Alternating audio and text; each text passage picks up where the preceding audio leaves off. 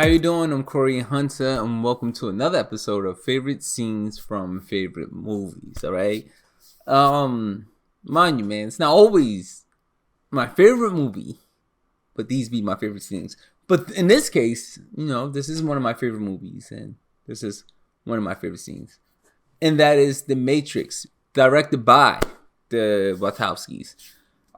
This is the first Matrix film. The one that changed the game, the one that changed everything, the one that changed filmmaking. Matrix got a lot of dope scenes. It got a lot of dope scenes, right? I don't think you're going to see this one coming, right? This is one of the more quieter scenes in The Matrix. And that's why I like doing this, man. I like the quiet moments in films because that's what makes the big explosions matter, right? Anybody that writes scripts knows, It's alright, It's alright to have lightsaber battles and have them doing karate or have them these big explosions or, races or whatever the case may be. But, you got to set up the stakes. You got to set up why. Like, you got to give emotion behind the action, right? And what the Matrix do is they take it a step further than that, right? They step it up. They say, look, we're going to give you emotion, but we also want to get philosophical in you as well, right? They take things that people generally experience in life, whether they realize it when they're watching a movie or not, but it's familiar feelings or situations, and they take that emotion and they take that philosophical aspect and they put it all together in one, and it creates something special in that scene, but they keep on doing it consecutively. From scene to scene to scene to scene, and then it ends up being something special, which is The Matrix. So yes, the action is dope. Bullet time did change filmmaking, but the movie by itself, even beyond just the amazing action and influences from anime, it's just dope in terms of like the mind of the movie, the brain of the movie. So yeah, let's get into this, all right? The Matrix, one of my favorite scenes from the movie. What I did notice watching this movie again is when we first introduced to Neo, he's sleeping.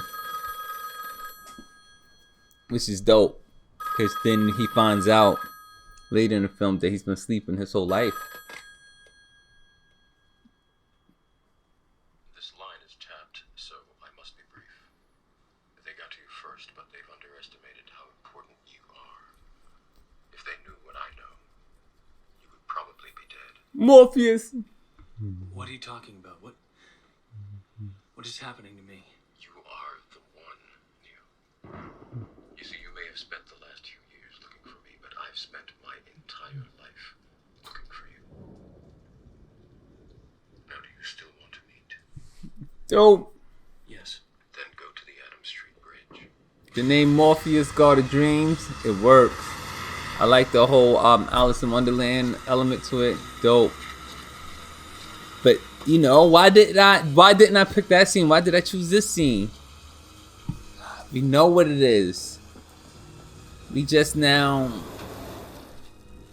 my man just now. Hold on, man, because my man just now.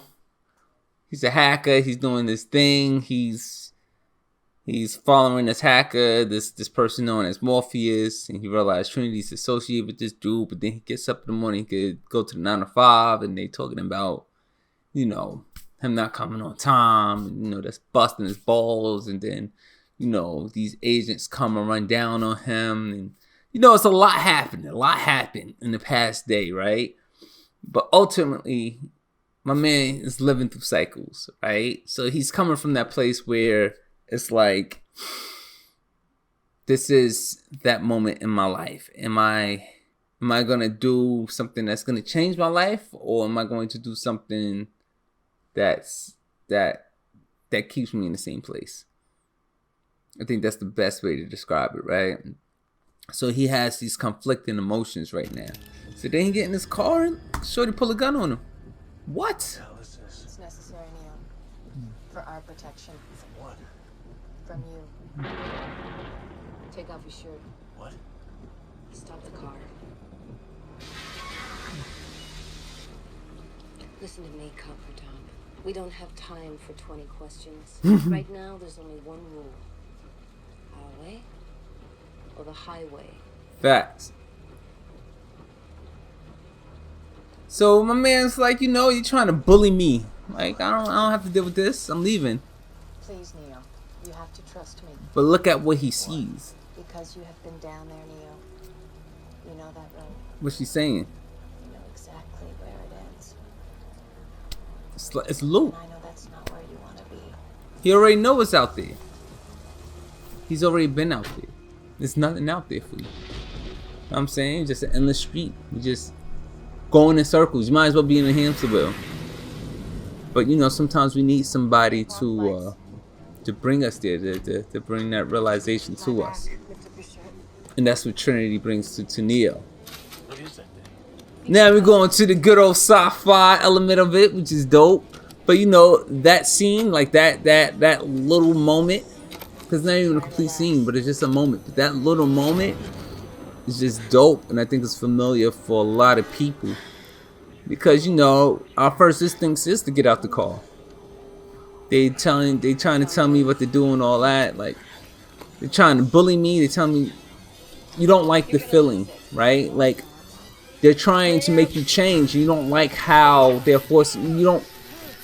It's bothering you because you want to change, but you want to change how you want to change when you want to change, and sometimes that's not the right time to change. And sometimes people give you that push to change, and we don't like that. We might as well make our stand, do things our way, and get out the car, go about our business until that endless loop, right? It's just something to think about. It's just feelings that emerges. I think this scene is like iconic at this moment. This is it. It's like a modern classic. The 90s was such a special moment. Give you one piece of Period. advice. In terms of music and movies and Be honest. yeah. He knows more than you can imagine.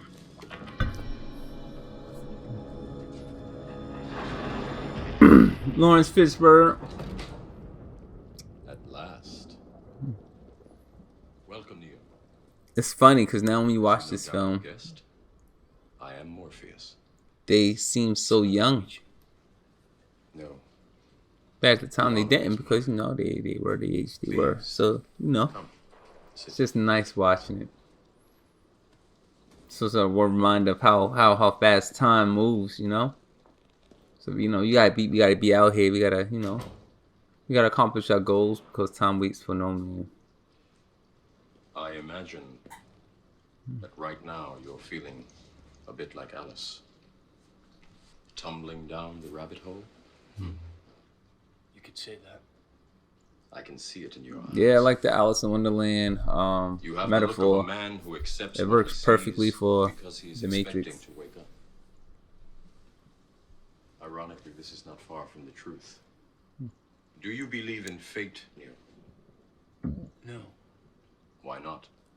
because I don't like the idea that I'm not in control of my life. Dope. I know exactly what you mean. And I think that's a feeling a lot of people have. Let me tell you why you're here. You're here because you know something. What you know you can't explain, but you feel it. You felt it your entire life. That there's something wrong with the world. You don't know what it is, but it's there. Like a splinter in your mind, driving you mad. It's Facts. this feeling that has brought you to me. Do you know what I'm talking about? The Matrix. Matrix. Do you want to know what it is? Cause what's dope about this scene is, The Matrix It is all around us. every time you watch this movie, Even now, it used to be a thing. I guess it's a whole movement and stuff now, but it used to be a thing. Or when you You turn take on the your red pill or television. blue pill, right? Everybody's When like, yo, I want to know the truth. I'm taking the When you red go to pill. work, But when you go to church, really, you pay your taxes. people was taking a blue pill every It's day. been pulled over Like, your eyes. that's just what it is, what is the blue pill? Is it being ignorant? Is it not being aware of forces behind the curtain? Like, is it not being aware of the Wizard of Oz? Like, what is the blue pill? The blue pill is sometimes just believing in our own delusion. That's it. You know? Somebody told me they couldn't be wrong. It was funny. Somebody once told me, you can't be wrong and strong. And it was funny because in that moment, that person was being wrong and strong, right? And that's a blue pill, right? We want to believe what we want to believe.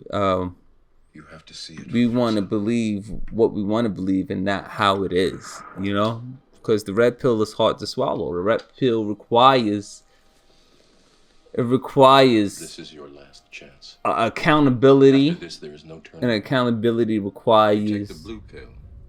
The story ends. A lot of change. And change is scary. And we don't want to feel scared. You stay in we want to believe that we're brave. And I show you how deep. But, you know, once you take the red pill, you become aware of, oh, yeah, what's the problem? Usually, I'm the problem. Now you done took the red pill. Now, how do we solve this problem? I have to work, right? I have to work towards being a better person, a better human being in whatever capacity that I need to be, whether it's financially or spiritually or physically or in terms of health or mentally or whatever our individual situation is. But that's a lot, man. You know what I'm saying? It's just easier just to take the blue pill and just chill in bed, man. You know, who don't like sleeping? Who don't like a good nap, right? Just give me this blue pill and leave me alone. You feel me? I could just talk trash. Yo, Cory, what happened? Yo, man, the world is out here for me. Yeah, I feel you, bro. I know, man. I know. Like, it's just easier to take the blue pill. People be like, no, you gotta be more mature than that. You gotta take the red pill. But you're taking a blue pill. You get me? Because that's the thing, too. Just because you're taking a blue pill don't mean that you're aware that you're taking a blue pill. Sometimes you're taking a blue pill. And you think you done had a dose of the red pill. What does that mean? It means but that's how the Matrix works, right? It's just a nice idea to play with. But it's also something that is applied in real life too. Right? Because how he know he's not in the dream he's in a dream that's in a dream. That's what I was trying to say. Right? So you're in the Matrix, right? And while you're in the Matrix, you have a dream that you took the red pill. That don't mean you actually took the red pill. Bam. You see the Matrix, they don't just keep diving, keep going in. But yeah, man, I'm gonna stop it here. Because, you know, he's going to touch the mirror and, you know, go through the looking glass, right? Keeping that Alice in Wonderland metaphor going. But The Matrix is a very special movie with a lot of special scenes and a lot of special moments. And The Matrix should be celebrated. Especially the first one, which, you know, was dope. And yeah, man, that's all I got for you today. Thank you, as always, for spending time with me. I appreciate you. And don't forget to like, subscribe, and share. All right? And you already know we're out here.